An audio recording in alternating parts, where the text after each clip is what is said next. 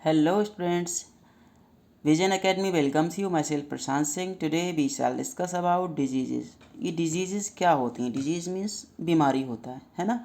A disease is a state in which a function or a part of the body is no longer in a healthy condition. Disease वह state होती है जिसमें पूरी body या body का कोई हिस्सा जो है हेल्दी कंडीशन में नहीं रहता है. Disease can occur because of improper diet, lack of rest or exercise or lack of cleanliness. Disease कब होती है? अगर हम इम्प्रॉपर डाइट लें, उल्टा सीधा खाना खाएं, या लेक ऑफ रेस्ट, आराम कम करें, रात में देर तक मोबाइल देखें, है ना और एक्सरसाइज ना करें सही से, या साफ़ सफाई ना रखें, लेक ऑफ क्लीननेस, तब इससे भी बीमारियां हो जाती हैं. अब जैसे ब्रश नहीं करोगे तो दांत सड़ने लगेंगे ना, दांतों में बदबू आएगी, मुंह से बदबू आएगी, दांत सड़ जाएंगे, कीड़े लग जाएंगे, और भी पेट में बीमारियां हो सकती हैं आपके अगर हाथ धो के खाना नहीं खाओगे तो. ये भी क्लीननेस का हिस्सा है. However disease can also occur because of other reason. In other disease are two types, communicable and non communicable. Disease के और भी कारण हो सकते हैं, और डिजीज़ जो होती हैं दो तरह की होती हैं, नॉन कम्युनिकेबल और कम्युनिकेबल. नॉन कम्युनिकेबल डिजीज़ क्या होती हैं? Non communicable disease are those that do not spread from one person to another. यानी कि वह बीमारी जो एक पर्सन से दूसरे पर्सन में छूने से नहीं फैलती, तो वो नॉन कम्युनिकेबल डिजीज़ होगी. तो उसमें कौन कौन सी आती हैं?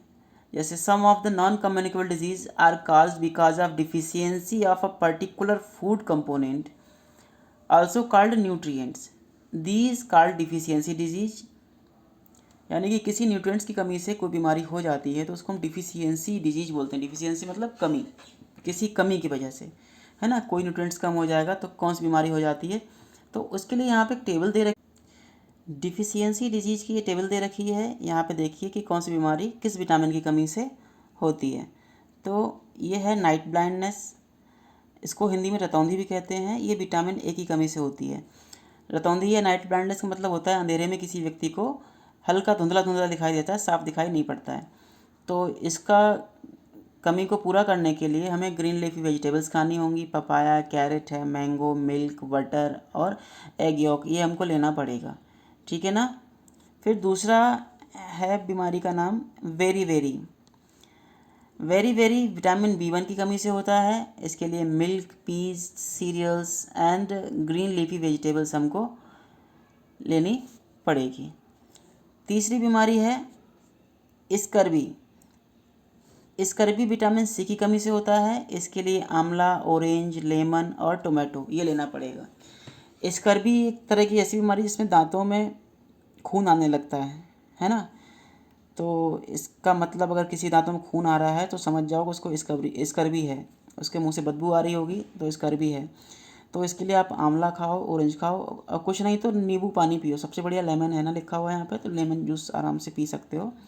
तो उससे स्कर्वी जो है नहीं होगी आपको. और अगला है रिकेट्स में क्या होता है कि पैर टेढ़े हो जाते हैं, हड्डियाँ टेढ़ी हो जाती हैं. वो विटामिन D की कमी से होता है. और ये कहाँ से मिलेगा? मिल्क और मिल्क प्रोडक्ट से. और ये विटामिन D हमको धूप से भी मिलती है. इसके लिए सर्दियों में धूप में सुबह सुबह हल्की थोड़ी बहुत देर के लिए बैठना चाहिए. तो विटामिन D की कमी सूर्य की रोशनी से भी पूरी हो सकती है. अब भाई इस टाइम तो नहीं, गर्मी में तो सूख जाएगा जो भी बंदा होगा तो इस समय बच के रहो.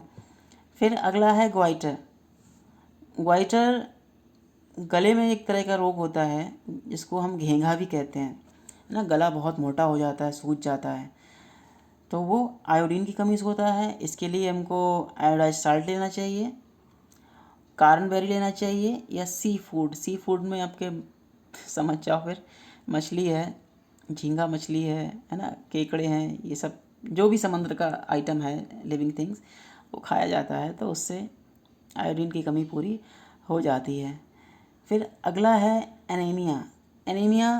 ये मोस्टली बहुत से बच्चों में होता है, लेडीज़ में तो ख़ास तौर से इसकी समस्या रहती है। एनीमिया का मतलब होता है खून में लोहे की मात्रा कम हो जाना, आयरन की मात्रा कम हो जाना। तो उसमें क्या, चेहरा पीला पड़ जाएगा, है ना, हाथों पैरों में दर्द रहेगा, हर समय नींद आएगी, कमजोरी लगेगी, फीवर भी आ सकता है।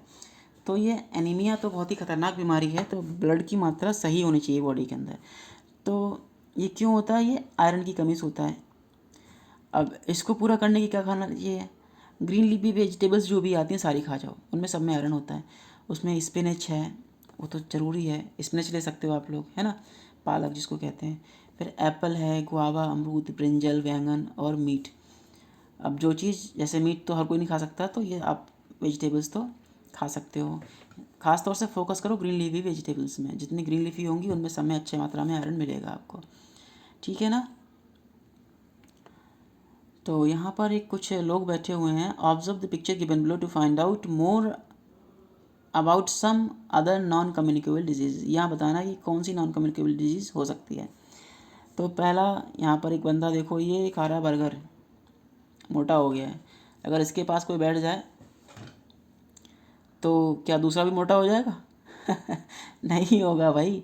ओबेसिटी किसी को नहीं, छूने से नहीं फैलती है। अगर कोई सूखा दुबला पतला बैठा हुआ है, क्या उससे चिपक के बैठने से कोई दूसरा दुबला पतला हो जाएगा? वो भी नहीं होगा, है ना। और ये खांसने छींकने वाला है, ये फैला रहा है भाई, तो इसके पास बैठने से बीमारी हो सकती है। लेकिन यहाँ इसके पास और इसके पास बैठने से बीमारी नहीं होगी, इसके पास और इसके पास बैठने से बीमारी नहीं होगी, है ना। तो जो कम्युनिकेबल डिजीज़ होती हैं, नॉन कम्युनिकेबल, वो छूने से नहीं फैलती हैं, ठीक है। और भी डिस्फिशियंसी डिजीज होती हैं जो किसी न किसी कमी की वजह से हो जाती हैं। वो कौन कौन सी, जैसे विटामिन प्रोटीन कमी से तुम्हें बता दिया था क्या हो जाता है, और कुछ और होती हैं, उनके बारे में डिस्कस कर लेते हैं। पहला है कि diseases such as allergy are caused when a person is sensitive to certain substance such as dust, certain foods and drugs. अगर कोई व्यक्ति है, उसको एलर्जी होती है, कुछ चीज़ों से हो जाती है, डस्ट से हो जाती है, धूल के कारण से होते हैं उससे हो जाती है। कुछ खाना ऐसा होता है अगर कोई खा लेगा तो उसको एलर्जी हो जाएगी। और कुछ ड्रग्स ऐसे होते हैं जिनको लेने से एलर्जी हो जाती है। तो इनसे बच के रहना चाहिए। फिर है दूसरा डिजीज सच है जो obesity and heart condition are caused that excess intake of fatty foods. Obesity, मोटापा और हार्ट कंडीशन, दिल की बीमारी, ये कब होगी? जब हम ज़्यादातर मात्रा में फैटी फूड्स खाएंगे। फैटी फूड्स खाने से बचना चाहिए। उसमें क्या क्या है? फ्राइज, या कोई तला भुना, है ना, आइसक्रीम और जंक फूड। जंक फूड में बर्गर, पिज़्ज़ा आता है। तो ये चीज़ों, बर्गर, पिज़्ज़ा, चाउमीन भी आती है भाई, तो इसको भी नहीं खाओ, नहीं तो बीमारी बहुत जल्दी बढ़ जाएगी, मोटे हो जाओगे बिकट तरीके से। और जब मोटे हो जाओगे तो फिर हार्ट की बीमारियां बढ़ जाएंगी, है ना। और तो आगे चल के बहुत दिक्कत होने वाली है फिर तो भाई। तो इन चीज़ों से बचो। अगर बहुत ज़्यादा मन करता है खाने का तो महीने में एक आध बार हल्का फुल्का ले सकते हो। ये नहीं कि हमें तो रोज़ बर्गर चाहिए तो आज चाउमीन खा लेते हैं, चलो कल परसों पिज़्ज़ा खा लेते हैं, तो इस तरह से ऐसा नहीं करना चाहिए। फिर सम हार्ट कंडीशंस में also be present at birth और may be passed from the parents. कभी कभी कुछ लोगों में मोटापा की बीमारी होती है, या तो वो बर्थ से होंगे, जब जन्म से होंगे, या कभी कभी किसी के मम्मी पापा मोटे होते हैं तो बच्चे भी खूब गोलू मोलू से हो जाते हैं, है ना। तो वो भी ये जेनेटिक हो सकती बीमारी। फिर डिजीज सच एज कौन सी? Diabetes. Disease such as diabetes, arthritis may be caused when a part of body fails to function properly। ये डायबिटीज़ मतलब शुगर की बीमारी होती है, आर्थराइटिस है, ये भी एक बीमारी होती है। तो ये अगर कोई बॉडी का फंक्शन काम करना बंद कर देता है तभी बीमारी हो जाती है ना। अब हमारी बॉडी में एक पेंक्रियाज एक ऑर्गन होता है, ठीक है, वो इंसुलिन निकालता है। अगर वो सही से वर्क नहीं करता तो इंसुलिन निकलना कम हो जाती है, तो बंदे को डायबिटीज़ हो जाती है ना। तो उसको इंसुलिन के इंजेक्शन लेना पड़ते हैं, या उसके लिए कुछ ना कुछ और करना पड़ता है, परहेज भी बहुत करनी पड़ती है। तो ये भी दिक्कत है। फिर disease such as cancer can be cause due to smoking, excessive drinking, due to environmental pollution. किसी किसी को कैंसर की बीमारी हो जाती है। कैंसर तो बहुत खतरनाक है भाई, छूने से तो फैलती नहीं है ये स्मोकिंग करने से फैलती है, एक्सेसिव ड्रिंकिंग बहुत ज़्यादा शराब पीने से फैलती है, या फिर कोई इन्वायरमेंट में ऐसा घातक पॉल्यूशन हो जाए तब ये बीमारी फैलती है। तो ये जो डिजीज़ हुई ये हुई नॉन कम्युनिकेबल, यानी कि छूने से नहीं फैलने वाली। अब बात करते हैं कम्युनिकेबल डिजीज, छूने से फैलने वाली। अब भाई सोचो इस टाइम क्या चल रहा है, पता है ना, फॉग नहीं चल रहा है भाई, कोरोना चल रहा है। इससे बच के रहना है कोरोना से। तो उसमें कहते हैं ना कि लोगों से दूर रहो, अपने हाथ प्रॉपर्ली धोते रहो, सब लोगों के संपर्क में आने से बचो, है ना। तो ऐसी और बीमारियां भी होती हैं कोरोना के अलावा जो कम्युनिकेबल हैं। उनमें कौन कौन सी हैं? जैसे कम्युनिकेबल का डेफिनेशन जो है वो, communicable disease are those that can spread from one person to another. Communicable disease वो होती हैं जो एक व्यक्ति से दूसरे व्यक्ति में आसानी से फैल जाती हैं। कम्युनिकेबल डिजीज़ के कारण जो होते हैं वो जर्म्स हो सकते हैं या माइक्रोब्स हो सकते हैं, बैक्टीरिया, वायरस, फंगी और प्रोटोजोआ हो सकता है। ये फैल सकते हैं कई तरीके से, तो उसके दे रखे हैं यहाँ पे तरीके। पहला है थ्रू डायरेक्ट कांटेक्ट, यानी किसी व्यक्ति के डायरेक्ट संपर्क में आ जाओ, या इन्फेक्टेड पर्सन, कोई इन्फेक्टेड पर्सन है जिसको बीमारी पहले से है उसके संपर्क में आप आ जाओगे तो आपको ये बीमारी हो जाएगी। व्हेन इन्फेक्टेड पर्सन कफ और स्नीज, जब कोई बंदा खांसता है या छींकता है, the germs causing the disease are release into the air and can infected a healthy person. तो उसके मुंह से जो है जर्म्स निकलते हैं और हेल्दी पर्सन को भी इन्फेक्ट वो कर सकते हैं। Germs can also be transferred by sharing the infected person personal belongings such as cloth, utensils. Diseases such as common cold, measles, tuberculosis spread through direct contact. तो कुछ बीमारियां होती हैं डायरेक्ट कांटेक्ट में आने से फैलती हैं। तो हमें इन्फेक्टेड पर्सन के कोई भी ना तो बर्तन यूज करना चाहिए, ना उनके कपड़े यूज करना चाहिए, उनसे बच के रहना चाहिए। यानी जिस जिस चीज़ में संपर्क में आते हैं वो लोग, हमें उस चीज़ को छूना भी नहीं है, तभी हम इससे बच सकते हैं। फिर दूसरा है through dirty food and water, यानी कि गंदा खाना और पानी लेने से। गंदा खाना भाई कैसे, हमने खुला खाना रख दिया तो उस पर आके मक्खियाँ बैठेंगी। अब पता है मक्खी कहाँ कहाँ बैठ के आती है, पता नहीं, किसी के फोड़े फुंसी बैठ जाए, नाली में बैठ के आ रही हो, पार्टी पे बैठ के आ रही हो छी छी, कितनी गंदी बातें हैं। चलो फिलहाल मक्खी तो बहुत गंदी होती, हर जगह बैठ जाती है वो, है ना। तो हमेशा खाने को ढक के रखो। Fly carry germs on their bodies and pass them to uncover food and water when they sit on them. जब भी वो उस पर बैठती है तभी उनकी बॉडी में जो जर्म्स होते हैं एक जगह से दूसरी जगह पर वो कैरी कर जाते हैं। जैसे उसके मक्खी के पैरों में जर्म्स चिपक गए, किसी खाने बैठेगी तो खाने में जर्म छूट गए, जो उसको खाएगा और वो भी बीमार हो जाएगा। Having food and water containing these germs can cause diseases such as typhoid and cholera. अब ये इन्फेक्टेड पानी लेना या खाना लेने से हमको टाइफाइड बुखार हो सकता है या कॉलरा, उल्टी और दस्त लग सकते हैं। थ्रो इंसेक्ट्स, इंसेक्ट्स की वजह से भी बीमारियां लग सकती हैं। उसमें मॉस्किटो है, some other insect can transmit germs through their bites. When the mosquito bite a person infected with malaria, it sucks in germ along with the blood. When the same mosquito bite the healthy person, the person get infected with malaria. अगर किसी व्यक्ति को malaria है, उसको मच्छर ने उसका खून पी लिया और वही मच्छर आके किसी स्वस्थ आदमी का खून पी लेगा, तो वो जर्म्स जो है मलेरिया के वो उसकी बॉडी में इन्फेक्ट हो जाएंगे, फिर उस व्यक्ति को भी बुखार आएगा, है ना। अब देखो यहाँ ये फ़ोटो देखो, ये ठंड में काँप रहे हैं, क्लिनिक के बाहर बैठे हुए हैं, हालांकि ठंड नहीं है, है ना। क्यों? क्योंकि इनको मलेरिया हुआ है।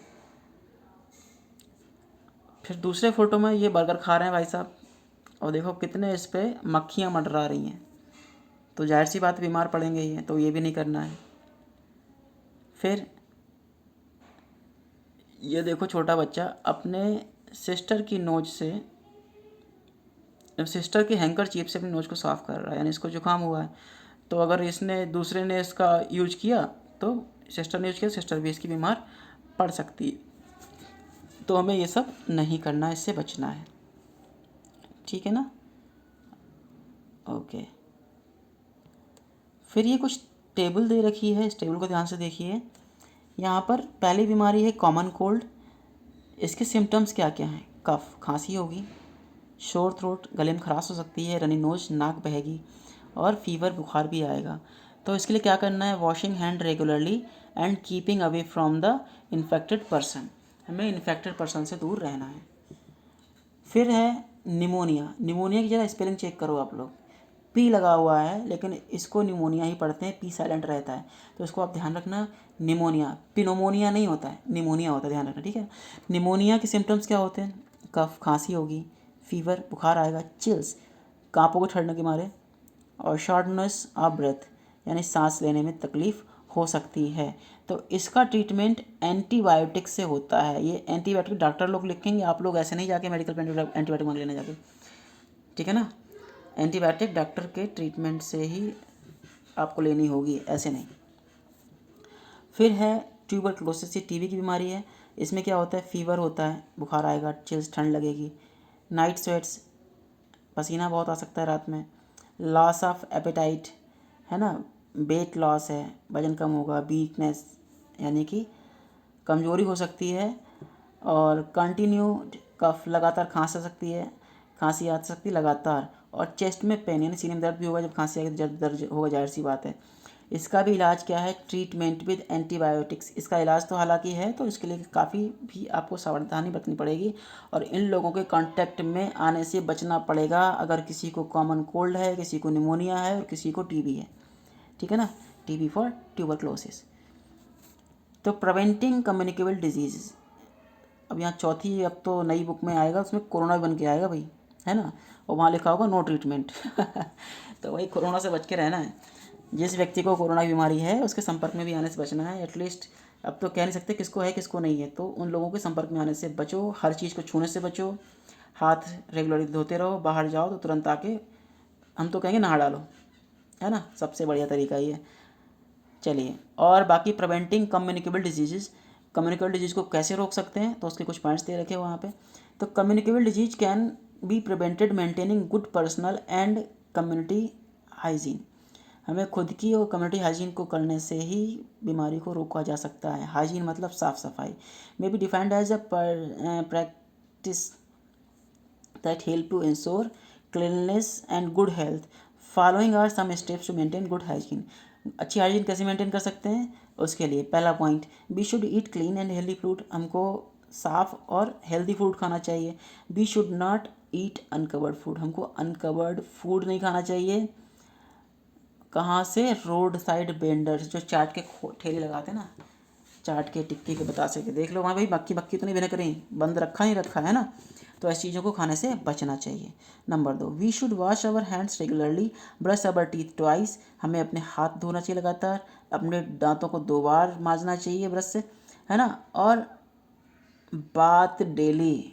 भाई कौन कौन रोज़ नहीं नहाता है क्या तुमने सोचा? नहीं, हाँ भाई रोज़ नहाना चाहिए। रोज़ नहाना अच्छी बात होती है। हम तो सर्दियों में देखते हैं कुछ बच्चे तो 3-3 दिन क्या, हफ्ते हफ्ते में नहा के नहीं आते भाई, डांटना पड़ता है उनको, तब तो नहा के आते हैं वो, है ना। तो तुम लोग रोज़ नहाया करो।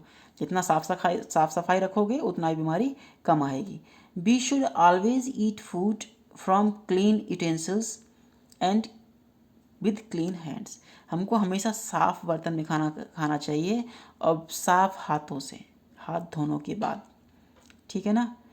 फिर है वी शुड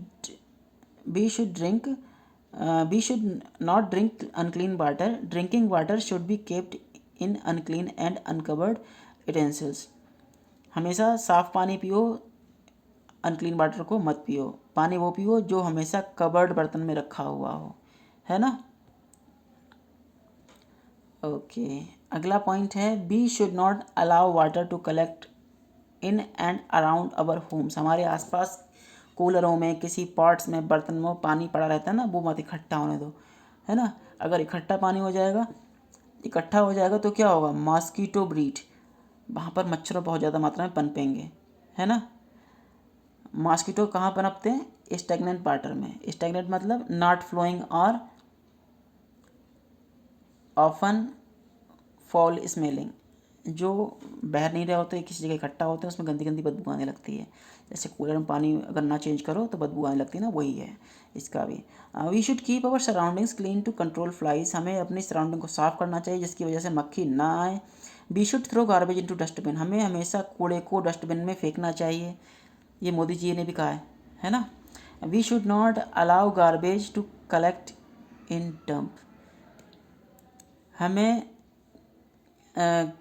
डंप्स में, गड्ढों में कूड़े कचड़े को इकट्ठा नहीं होने देना चाहिए, इसका भी प्रॉपर ट्रीटमेंट किया जाना चाहिए। We should stay away from infected person या people as much as possible, जितना हो सके हमें इन्फेक्टेड बंदे से दूर रहना है, जब ही हम अच्छी तरह से स्वस्थ रह सकते हैं। Some communicable disease can also prevented by vaccination, कुछ कम्युनिकल डिजीज होती हैं उनको वैक्सीनेशन से हम रोक सकते हैं। Vaccination is the use of special substance called vaccine to prevent specific disease, किसी स्पेशल डिजीज से बचने के लिए हम वैक्सीनेशन करते हैं। Vaccine help to build up resistance the body, vaccine क्या करती है, हमारी बॉडी में रेजिस्टेंस डेवलप कर देती है उस डिजीज के अगेंस्ट। जैसे पोलियो ड्रॉप आता था, बहुत लोगों ने, आपने बहुत सारे लोगों ने पिया होगा पोलियो ड्रॉप, है ना। उससे क्या होता है, पोलियो का जो वायरस होता है हमारी बॉडी में अटैक करता भी है, तो वो वैक्सीन उसको रोक देती है अटैक करने से, उसको लड़के उसको ख़त्म कर देती है। तो ये होता है वैक्सीन का काम। Most vaccines are given to the childrens when they are very young, जब बच्चे बहुत छोटे होते हैं तो उनको बहुत सारी वैक्सीन दी जाती हैं। आप लोगों के भी कई टीके लगे होंगे बचपन में, है ना, तो इसीलिए टीके लगाए जाते हैं, वैक्सीन दी जाती है। तो ये आज डिजीज़ के बारे में हमने पढ़ा। आज का वीडियो कैसा लगा आपको हमें ज़रूर बताइएगा, है ना, और कमेंट ज़रूर कीजिएगा। आज के लिए इतना ही, ओके, थैंक यू।